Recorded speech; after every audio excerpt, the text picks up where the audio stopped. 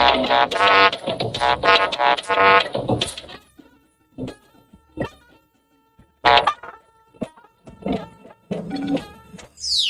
experience from 15th January 1966 to date, I went all through it. President Buhari reflects on peace and tolerance after summer visit to Kigali Genocide Memorial. The world is facing a really serious cost of living crisis. At the same time, there are other threats that we saw coming, like the increasing threat of cybersecurity. Chogum 2022, leaders begin agenda-setting discourse on future of member communities. Strike is also legitimate. Under all the laws I've mentioned, strike is a right. University registrars suggest work councils as buffer against incessant strikes. Also tonight, UK Magistrate Court remands Ekweremadu wife in custody over potential offences under modern slavery laws.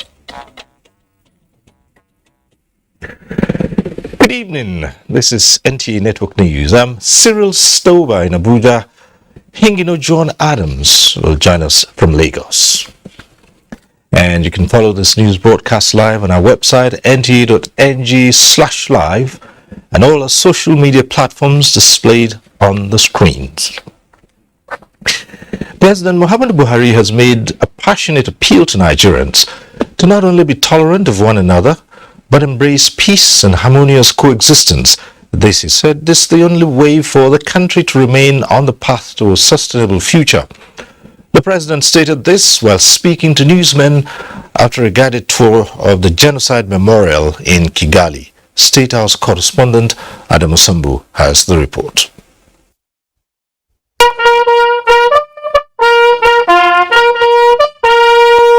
It was a solemn and indeed epoch-making event as President Muhammadu Buhari performed a symbolic wreath-laying ritual at the Kigali Genocide Memorial. The visit on the margins of the ongoing Commonwealth Heads of Government meeting was to honor the victims of the 1994 Rwandan genocide. Opened in 2004 on the 10th anniversary of the genocide against the Tutsis, the memorial is the final resting place for more than 250,000 out of the 1 million victims of the genocide. President Buhari was told that for survivors, friends, and family of those killed, the memorial is a place they can call home and always come to remember their loved ones. The Nigerian leader undertook a guided tour of 3 permanent exhibitions as well as the Memorial Gardens, a place for quiet contemplation about the history of the genocide. During the visit, President Buhari paid tribute to the memory of the victims and prayed for healing for the survivors. NTA News sought to know from the Nigerian leader what readily comes to his mind after the tour of the Genocide Memorial. The civil war we fought, 30 months of furious civil war, we killed about 1 million of each other, Nigerians, We went through this terrible development process. What have we done to record our own historical antecedents? I think we should do that. The experience from 15th January 1966 to date, I went all through it. I was a governor, I was a minister, I was a head of state, I was in detention. I have come back into partisan politics and I am finishing my 2 terms as constitutionally allowed. So what are the lessons to learn? Being tolerant. Before departing, the president also wrote in the visitor's book that Nigeria is strongly committed to the prevention of mass atrocity anywhere in the world and believes that perpetrators of such crimes and their enablers be held accountable. He prayed that humanity will never experience this kind of hatred, wickedness, and violence towards others because of their ethnic background, religion, and beliefs. From Kigali, Rwanda, Adamu Sambu, NTA News. After 2 years of delay due to the COVID-19 pandemic, the 2022 Commonwealth Heads of Government meeting is gaining steam as leaders hold a dialogue on crucial issues in Kigali, the Rwandan capital. The 54-member nation bloc is making key decisions for the future in response to global energy crisis, food shortage, and inflation, arising from the Russia-Ukraine war. Foreign desk correspondent Usman Aliyu reports. Is a golden opportunity to take decisive steps towards these goals and build a safer, more secure, more prosperous future for all. A common future, connecting, innovating and transforming. That is what the Commonwealth of Nations is working to achieve in Kigali. They want a new direction on the future of the bloc. A future to give member nations energy to withstand unforeseen challenges as the ones provoked by COVID-19 and the Russian-Ukraine war. With a GDP of more than $13 trillion projected to grow to more than $19 trillion in 5 years, the Commonwealth of Nations is launching new platinum partnership trade alliances and financial centers of expertise. There is also an anticipated £15 million by the UK as a new funding to help member nations, especially in the fight against cyber crimes. And the world is facing a really serious cost of living crisis. At the same time, there are other threats that we saw coming, like the increasing threat of cybersecurity. So I think it's work in progress, but one of the things we focused on during our time as chair in office was trying to modernise the Commonwealth, including the various bodies that sit under the Commonwealth, to make it more flexible, adaptable and responsive to these kind of threats. Heads of government are equally making commitments to ending malaria and other neglected tropical diseases. In face of those challenges that we come across as we move in the future, there will be necessity to definitely look into how best we shift from the old paradigms. The leaders of the Commonwealth are building on the successes of previous fight against these diseases and reviewing how to sustain the gains of the past and the present challenges for the future. Climate change and the deliberations of COP26 are also going to be part of the engagements for the Commonwealth leaders in Kigali. Usman Aliyu, NTA News. In the meantime, Nigeria and the United Kingdom have resolved to reinforce existing cooperation in the highly beneficial relations between the two countries, especially in the areas of security and trade.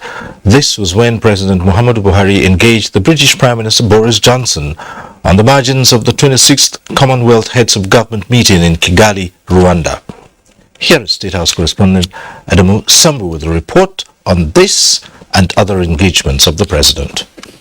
During the high-level talks, both President Muhammadu Buhari and Prime Minister Boris Johnson harped on what they described as strong attachment and massive partnership between Nigeria and the United Kingdom, which must be deepened and expanded going forward.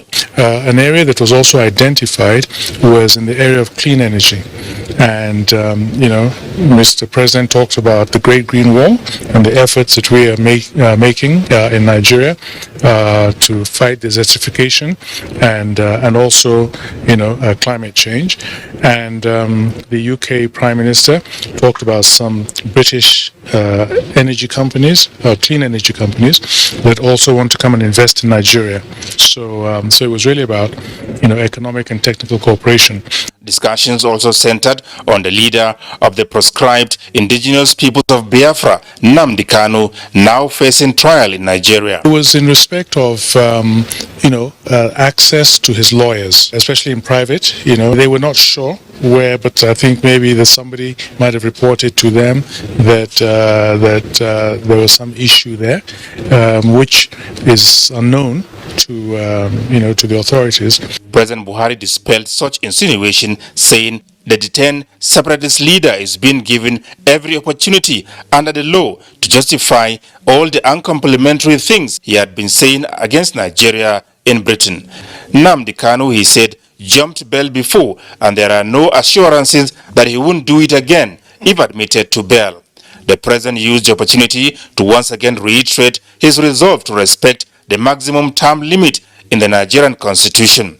And shortly after, President Muhammadu Buhari granted audience to the Jamaican Prime Minister Andrew Holness, where issues of common interest between Nigeria and Jamaica dominated discussions. It was the wish of Jamaica to increase the level of economic and trade relations with Nigeria.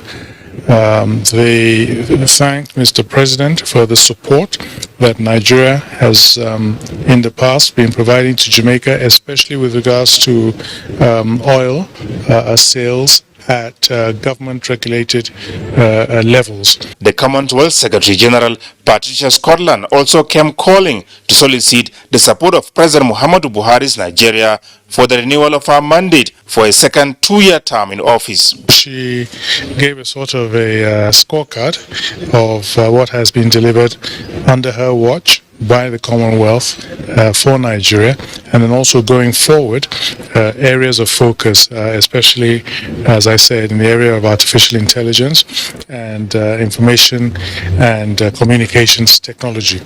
President Buhari expressed satisfaction with the performance of the Commonwealth scribe so far and spoke of the desirability of keeping her on. From Kigali, Rwanda, Adamu Sambu, NTA News. Back home, Nigeria has unveiled a strategy document for accelerating human capital development.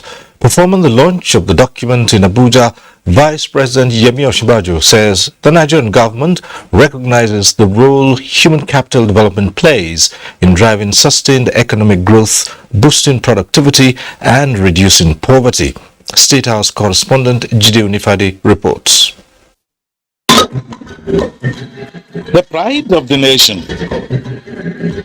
Young Nigerians described as the most valuable assets. This underscores the call for nations to invest into their education, access to healthcare, and enhance their skills to create or seek employment, as indicated in the Human Capital Development Strategy document that has been launched. All hands must be on deck. The most important targets and objectives, nationally and regionally, must be on the improvement of the quality of lives, living standards, and livelihoods of our people, the happiness, security, and general welfare of our populations. Clearly, nothing else is as important. An ECOWAS Human Capital Development Performance Analysis, which covers data up to 2020 in member states, shows a slight increase, mainly driven by an improvement in economic inclusion. Now we have our strategy documents, but we are in a race against time. We are locked in a mortal battle with difficult local and global macroeconomic and fiscal circumstances. It is the commitment of the national and subnational leaders that will determine whether these strategy documents will gather dust or gather momentum. I think the federal government of Nigeria and the National Economic Council have started very well. The states are indeed committed to human capital development and will continue to show that kind of commitment. What will help us is let us use our tradition and culture to build capacity development and to do human capital development in our various needs. Everyone has a role to play, and the nation must walk the talk, says Oba Adeye Ogunwusi, Ojajad II, who spoke on behalf of the nation's traditional rulers. Jide Onifade, NTA News. The repatriation exercise of internally displaced persons from Cameroon is to continue, while the repatriation of Nigerians that are living in the Republic of Niger and the Republic of Chad will soon resume. The technical subcommittee of the Committee for Repatriation of IDPs, headed by Governor Zulum of Borno State, has presented its report to the Vice President with a view to ensuring that the repatriation exercise continues unhindered. Governor Zulum spoke to State House correspondent Jide Onifade after the closed-door meeting with the Vice President.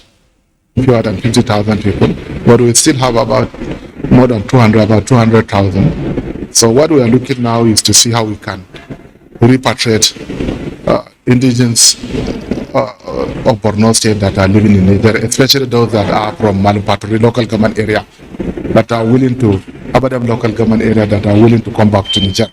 While we have those from Goda local government area, Bama local government mainly, that are living from the Republic of Cameroon, they are also willing to come.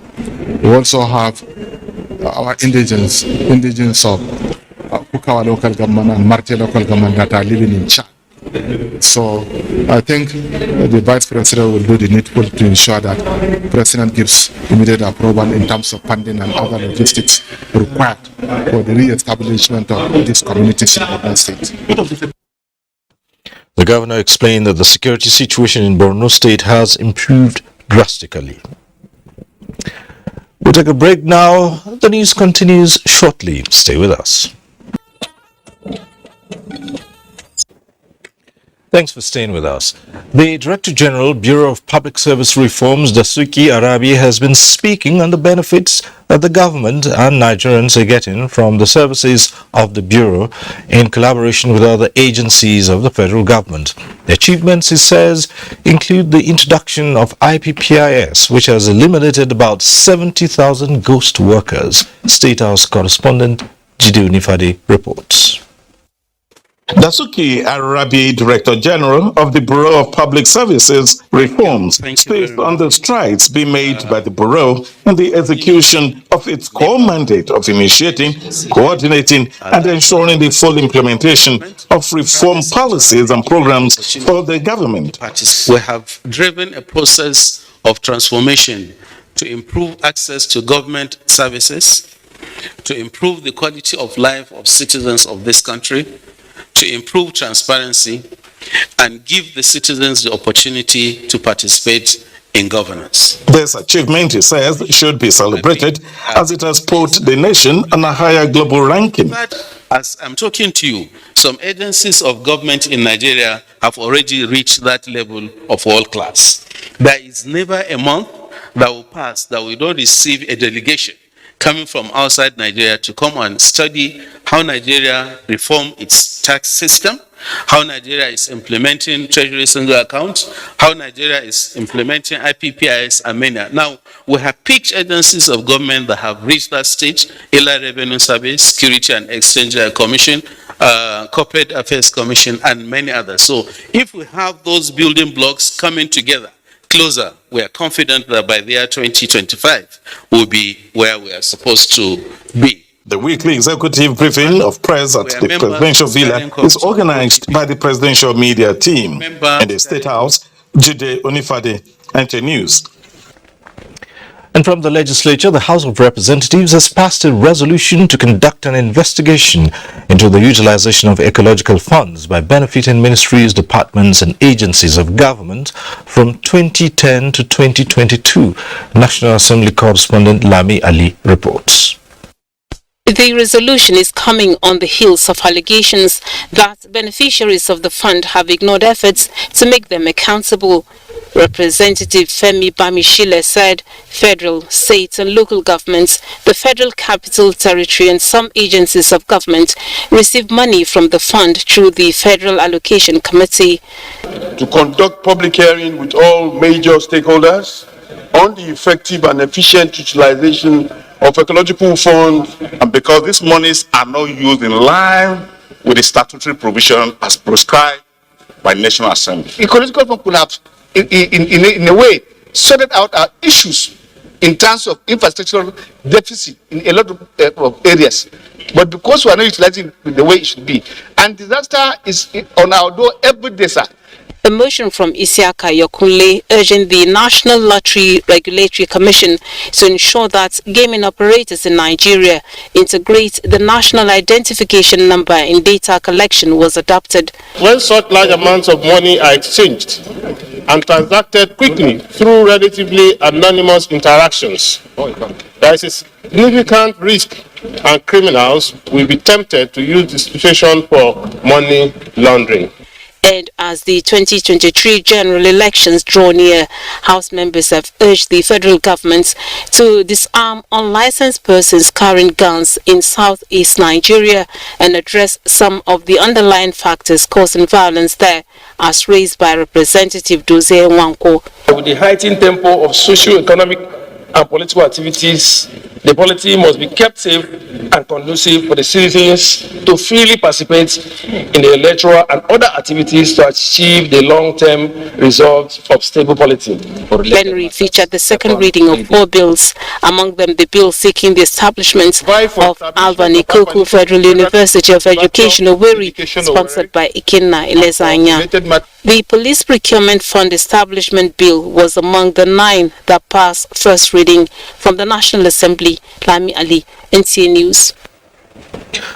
A United Kingdom Uxbridge Magistrate Court has denied bail to a former Deputy President of the Senate, Ike Ekweremadu, and his wife, Beatrice Waneka Ekweremadu, over an alleged conspiracy involving child trafficking and organ harvesting.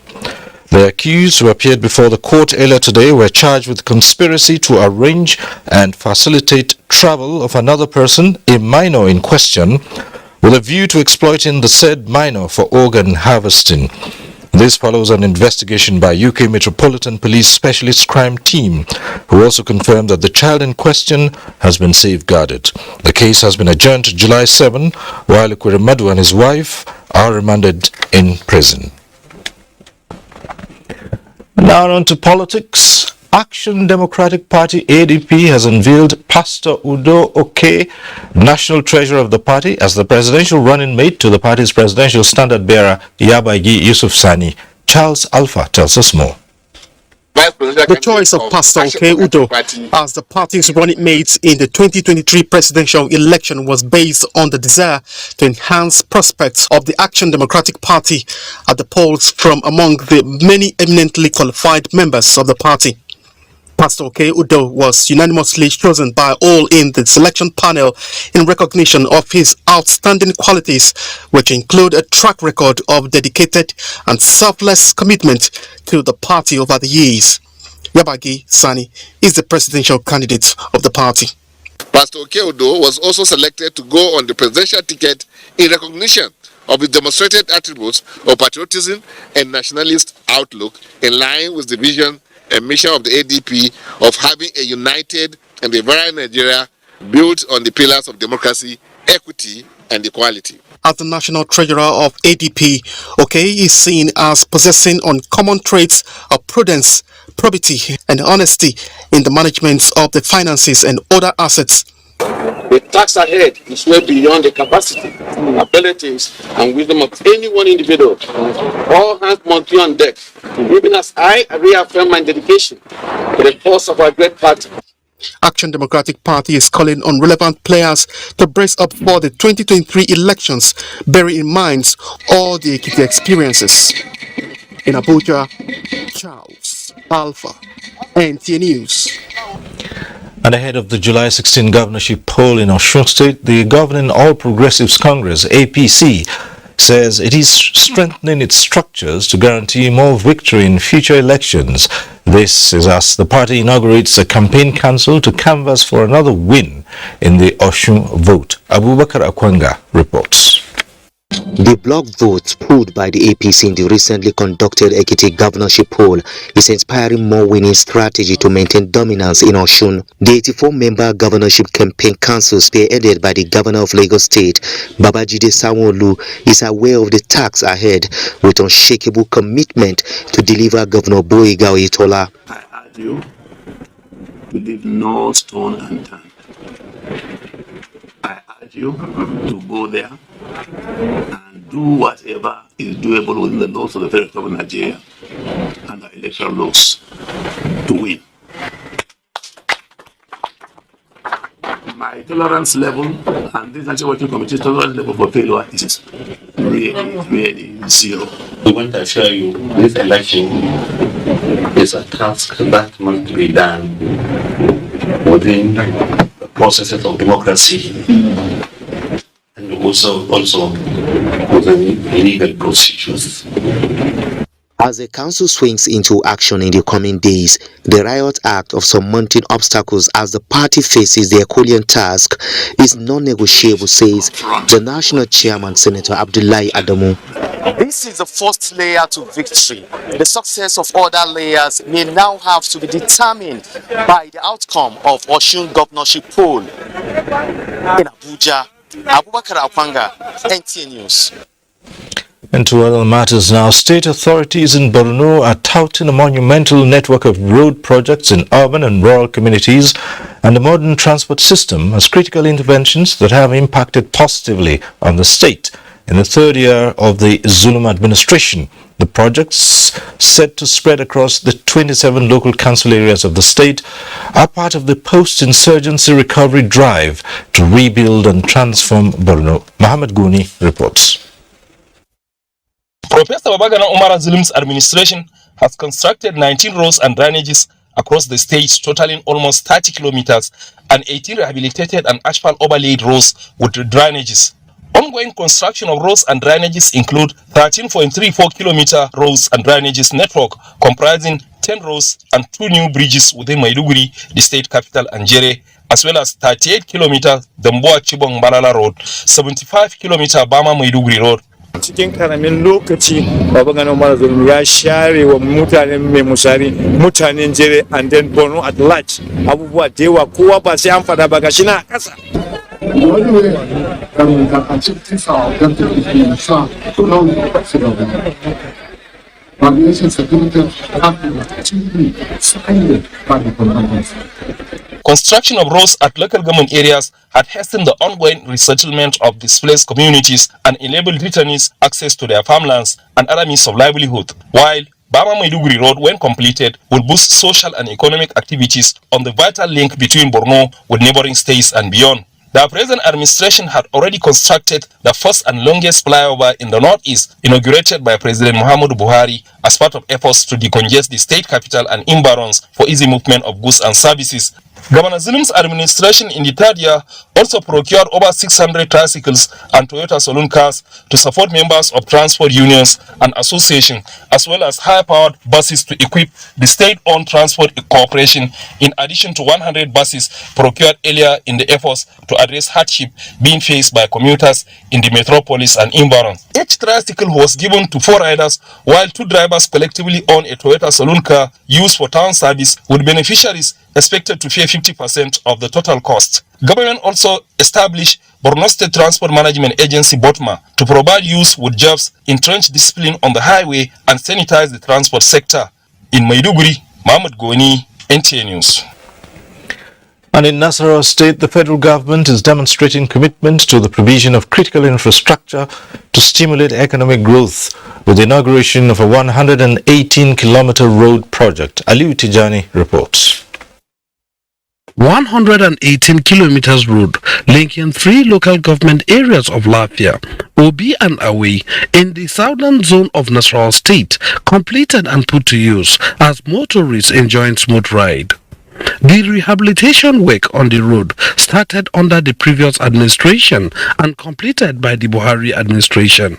Minister of Works and Housing, Babatunde Fashola, represented hand over the road to the state government while urging communities along Lafia Obi Awe Tunga to take ownership of the road infrastructure. These projects represent major investments in road transport infrastructure, which is a commitment of the Buhari administration as a driver for economic growth and prosperity. And some years back, if you're moving from Lafia to Obi, a road that ordinarily shouldn't take you 30 minutes, you might end up 1.5 hours trying to get to Obi because of how bad the road was. But today, in less than 30 minutes, you're there. We cannot thank Mr. President enough. We cannot thank the minister enough. For us that are using this road, I want to appeal to all of us to own this project. The project is ours, and we must do all things possible to maintain the road. In addition to reducing travel distance, the road also connects many agrarian communities, which the rural farmers say will enable them transport their farm produce to urban centers at ease. In Lafia, Aliu Tijani, NTA News. And time to head to Lagos now. Hingino, let's see what you've got. Cyril. The Federal Airports Authority of Nigeria, FAN, one of the key drivers of the nation's aviation industry, is expanding its tentacles with a partnership with Miami-Dade County.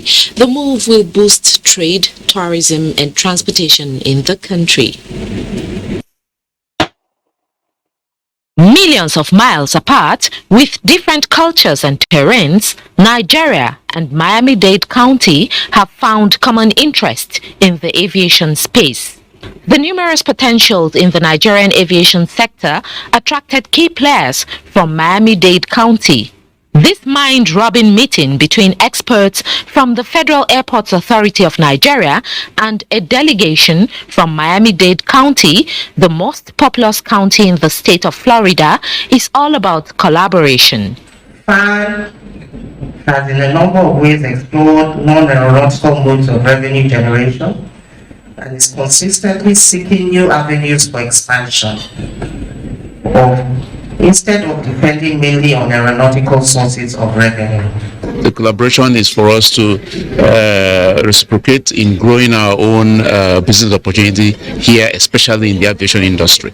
Beyond the airports, impact of this partnership is expected to be felt in the tourism and hospitality sectors, which will boost economies of both parties. We are here to continue to build on the friendship and to foster even closer ties between our international trade communities and to foster cultural exchanges and educational exchanges as well.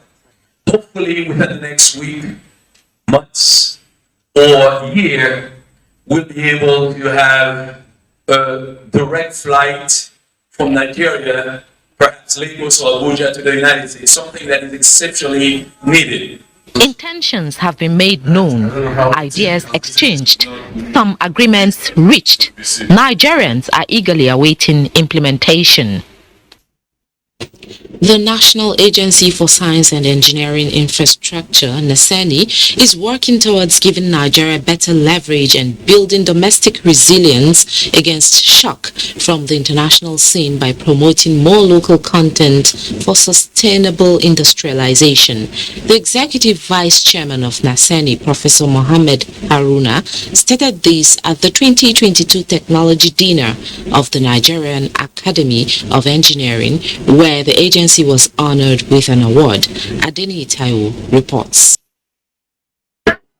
It was an evening of stock-taking, self-appraisal, and backslapping for members of the Nigerian Academy of Engineering at its 2022 Technology Dinner held in Lagos. The key above-ground benefits that are limiting current production. The dinner appraised the Academy's role in providing homegrown solutions to some of the challenges facing the country and the search for energy security at a period when the Russia-Ukraine war is causing disruption in oil supply. In investing in the various critical infrastructure that would ensure that we're sufficient from an energy security point of view. So it has to be the agenda. And as the lead agency aiding engineering research efforts and assisting with policy direction, the National Agency for Science and Engineering Infrastructure, NASENI, took the pole position for honor by the Academy. The recognition, according to the Executive Vice Chairman of NASENI, Professor Mohammed Haruna, is another call on the agency to work harder in providing a knowledge base for the nation's industrialization efforts. The Academy is proud of what NASENI is doing. Therefore, that is giving us more energy to double on our effort for the benefit of the nation. The outgoing president of the Academy described the award as a recognition of NASENI's contributions both in the field of engineering inspiring research and to the pursuit of the academic's advocacy. NASENI has many programs they've done that can be used by the private industry, by government and various engineering institutions. Engineers should be involved in government, not in making laws on everything, but on development. Over the past years, a lot of experts, in engineering field and technology development have been shone out. Established in 1992 to facilitate an home-sustained industrialization process, NASENI is delivering on its mandate with the fabrication and development of homegrown products, including Keke NASENI, prepaid meters, and solar panels, among several others. In Lagos, Adeni Itewo, NTA News. That's it from Lagos. Time now for a break, but before then, do not forget to follow this news broadcast live on our website at nta.ng/live and on our other social media handles displayed on your screen for updates.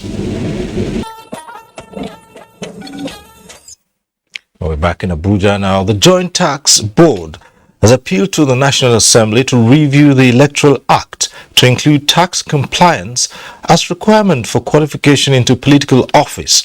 Benny Adams reports that the event was the 150th meeting in Abuja.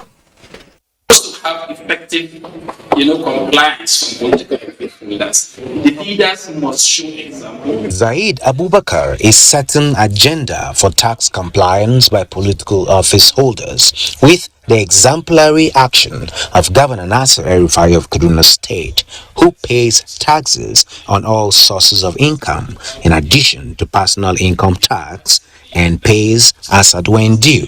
For Aminu Zurmi, the Kaduna example is not obtainable in Sokoto, but he is optimistic that it can be replicated. The laws are already there. It is how we interpret it and how courageous we are and how creative we are. Well, we're talking of central needs linking up every source of income, tied to one person. They therefore advocate independence of the various tax authorities and strengthening reforms that will bring about desired laws and enforcement for better revenue generation. All agencies that, accumulate information data, we are into collaboration with them to ensure that those information are put into effective use. They also recommend collaboration with political parties and the Code of Conduct Bureau to have information about assets declared by political office holders for effective tax receipts. Conversations at the meeting centered on effective tax compliance for political office holders, a panacea for national development. In Abuja, Benny Adams, NTA News. The federal government is redoubling efforts to acquire the basic technology for manufacturing vaccines and personal protective equipment in Nigeria in preparation for future pandemics. Minister of Health, Dr. Osagi Hanire, said this in Abuja at the ministerial press briefing on COVID-19 and other infectious diseases in the country. Olusheye Adiagbu has details.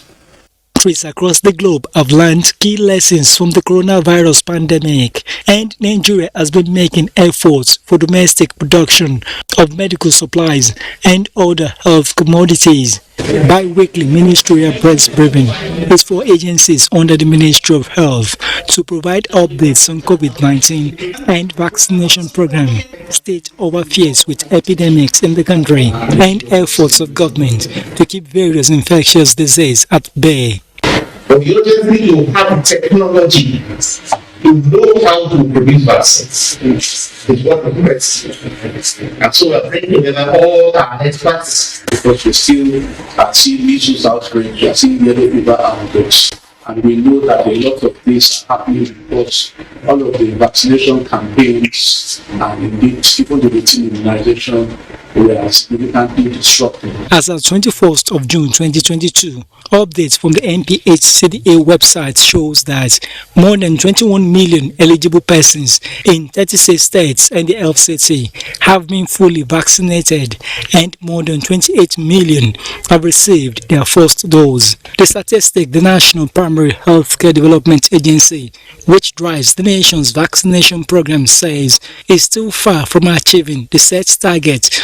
For us here, we have just achieved 20%. Therefore, it is very risky for us to say that because other countries are no longer worried about the COVID-19 situation, then we will not take our vaccines. For these key players in the national response to COVID-19 and other infectious diseases, there is the need to be more aggressive in ramping up vaccination against the virus.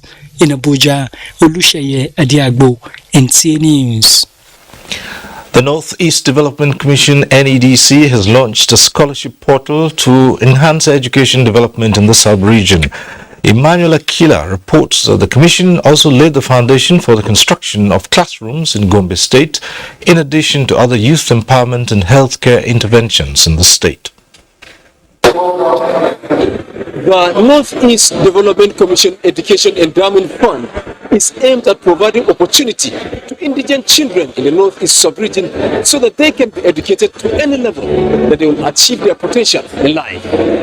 I'm happy to announce that 4,953 undergraduates, 102 postgraduates, and 43 PhD potential students have a chance of obtaining full scholarship awards. The commission presented certificates and starter packs to 198 graduates of its Information Communication Technology Empowerment Program.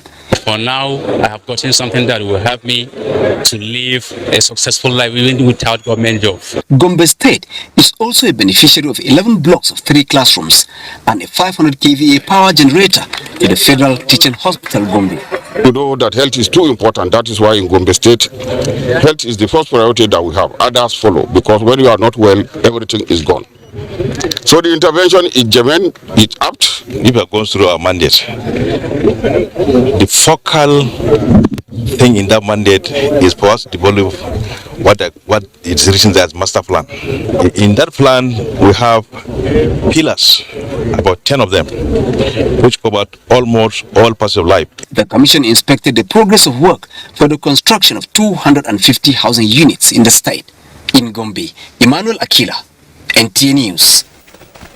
Director General of the Industrial Training Fund, Joseph Ari, is describing training under the fund as a sure path to self-employment and prosperity for all unskilled and unemployed Nigerians in search for a brighter future. He made the assertion in a message at the flag-off of the ITF NECA Technical Skills Development Project in collaboration with Ntata Sao held in Kano. Muhammad Ali reports. For some time, the Industrial Training Fund has been providing job opportunities for unskilled youth in the country through its skills acquisition programs. These 70 participants of technical development projects are billed to undergo 6 months training on welding, panel beating, painting, and electrical maintenance, among others. Really grateful for this opportunity because it will equip me with the necessary skills I need to build my own business eventually when I live here. I will acquire skills and knowledge, and this is of great benefit to me. I looked for a job outside, but I couldn't get any job. I'm so happy at least having this skill.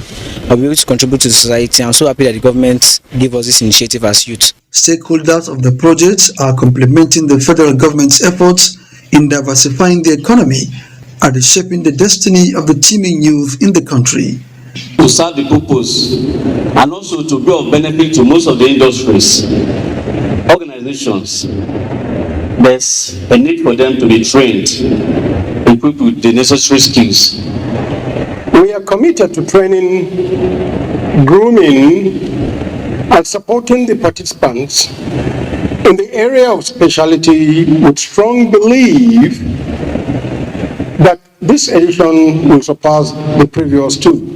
The project facilitators say at the end of the training, The trainees will be given startup grants to enable them commence business in earnest.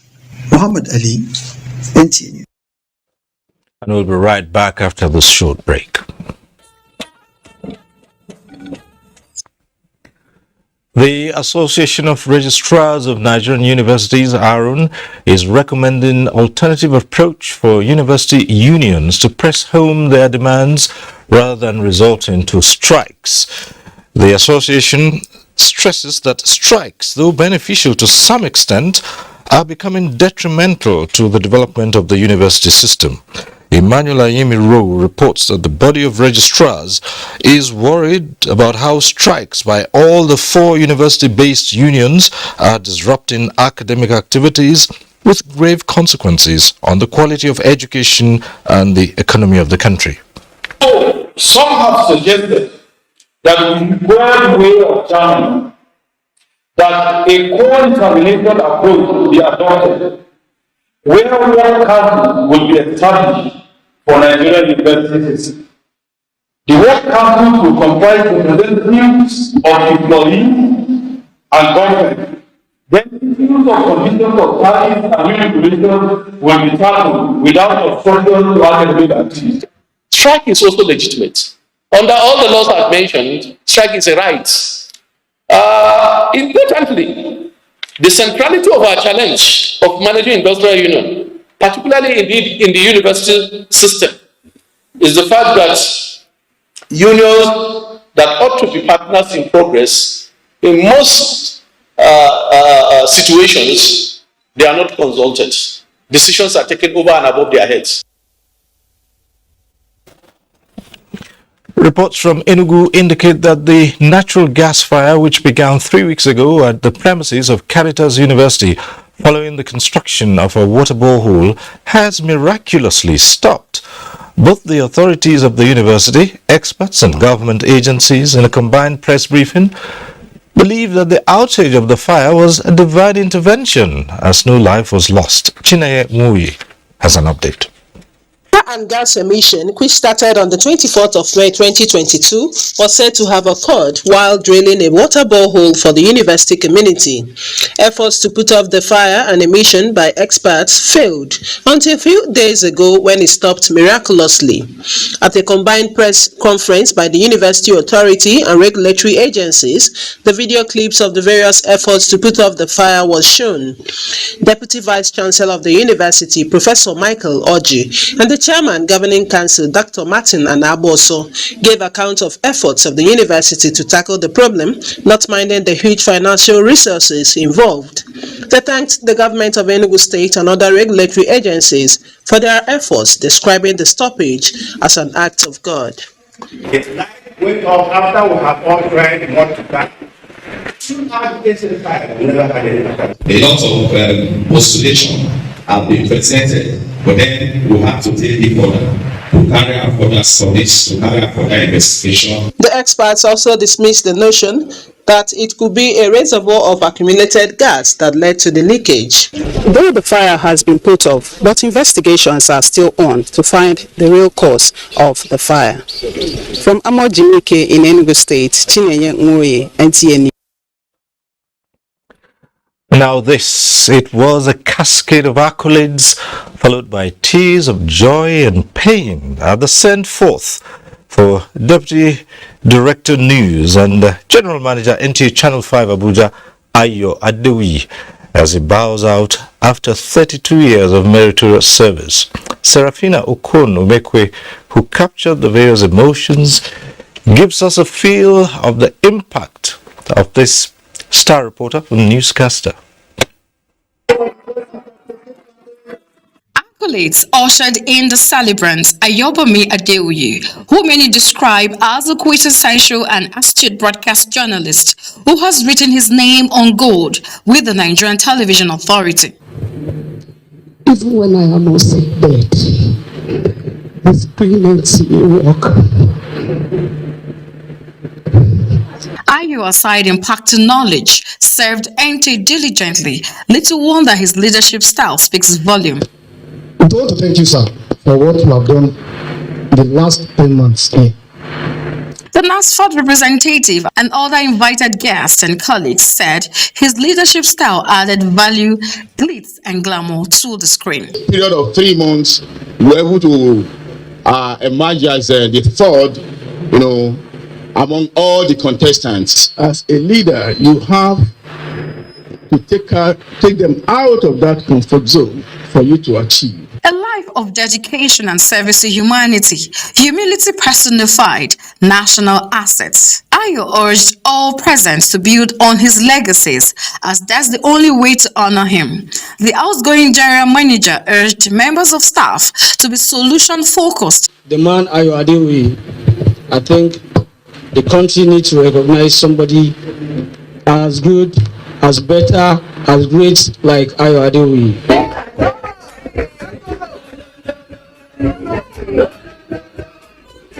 The send forth climax with dances and presentation of award by the representative of the zonal chairman NASFAT FCT, Rukayat Baba Ahmed, and the NTA family, Serafina Okun Umekwe.